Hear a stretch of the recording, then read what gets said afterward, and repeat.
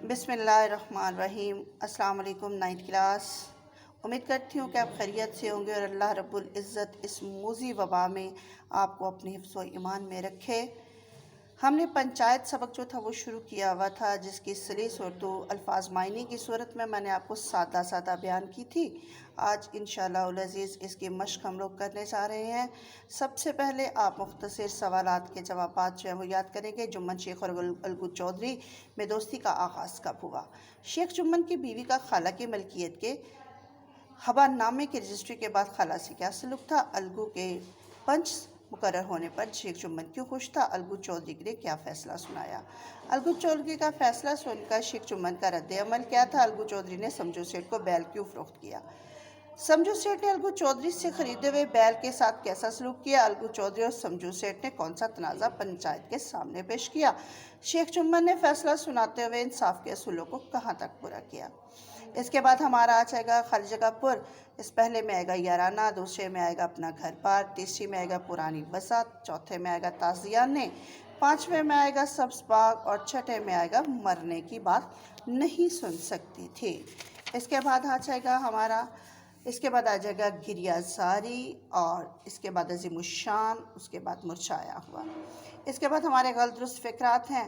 پہلا درست، پھر غلط، پھر غلط، پھر درست، پھر غلط، پھر درست، پھر غلط، پھر درست، پھر غلط، پھر درست، پھر غلط اور پھر غلط۔ اس کے بعد الفاظ کے معنی لکھے ہوئے ہیں، وہ بھی ہے۔ اس کے بعد مذکر کے مؤنث ہیں۔ اعراب میں نے آپ کو لگا کے آپ کو کلیئر اسکرین پہ نظر آ رہے ہیں کہ میں نے اعراب لگائے ہوئے ہیں، کس طرح وضع ہے، تحصیل علم ہے، فروغ گذاشت ہے، پرسش ہے، تصفیہ، رسوخ، منطق، تحقق ماننا اور مباحثہ۔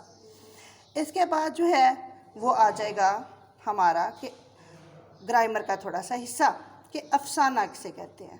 انڈرلائن کی ہوئی جتنی بھی 2 لائنیں ہیں، اس کا جواب جو ہے وہ افسانہ ہوگا کہ افسانہ ایسی کہانی کو کہتے ہیں جس میں زندگی کے کسی ایک واقعے، پہلو یا کردار کو پیش کیا جاتا ہے۔ اب خط کیا ہوتا ہے؟ جب ہم سب دوسروں سے بہت کچھ کہنا چاہتے ہیں، اپنے خیالات، اپنے حالات، اپنے جذبات و احساسات دوسروں کو اس میں شریک کرنے کی خواہش رکھتے ہیں۔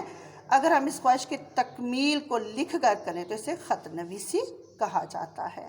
اس کے ساتھ میں نے آج آپ کو پیراگراف کی تھوڑی سی سلیس اردو جو تھی وہ بتانے کی سوچا تھا، تو یہ ہے کہ پنچایت کا میں نے پیراگراف صفحہ نمبر 39 کے اوپر درمیانہ پیراگراف لیا ہوا ہے۔ اس فیصلے نے الگو اور جمن کی دوستی کی جڑیں ہلادی سے شروع ہوتا ہے اور ختم ہوتا ہے کہ دور دور سے لوگ انہیں دیکھنے کے لیے آتے تھے۔ اب لکھنے کا طریقہ کار آپ کو پتہ ہے کہ حوالہ متن لکھیں گے، سبق کا عنوان، مصنف کا نام، اس کے بعد حل لغت یا خط کشیدہ الفاظ کے معنی لفظ لکھتے ہیں، معنی لفظ نہیں لکھتے، معنی لفظ غلط ہوتا ہے۔ اس کے بعد تشریح ہے۔ تشریح آپ کچھ یوں لکھیں گے کہ یہ پیراگراف سبق پنچایت کے درمیان سے اخذ کیا گیا ہے، جس میں مصنف منشی پریم چند معاشرتی مسائل کو بڑے خوبصورت انداز میں بیان کرتے ہیں اور ان کے افسانوں میں نیکی تمام مشکلات کے باوجود بدی کے مقابلے میں غالب رہتی ہے۔ اس کے بعد آج ہے کہ ہماری پیراگراف کی تشریح وہ ہم نے کس طرح لکھنی ہے، وہ کچھ یوں لکھنی ہے کہ معروف افسانہ نگار منشی پریم چند پنچایت کے عنوان سے لکھے ہوئے سبق میں قدیم نظام انصاف کو منفرد انداز میں پیش کرتے ہیں اور انصاف کو توقیر دیتے ہوئے تشریح طلب اقتباس میں لکھتے ہیں۔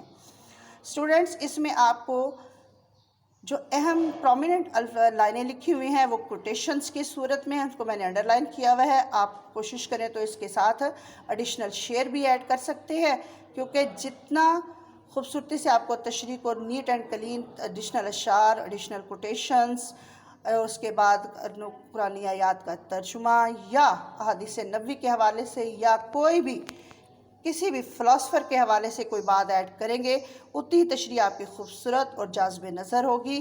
امید کرتی ہوں کہ آپ اس چیز کو بڑے احسن طریقے سے پک کریں گے۔ Best of look.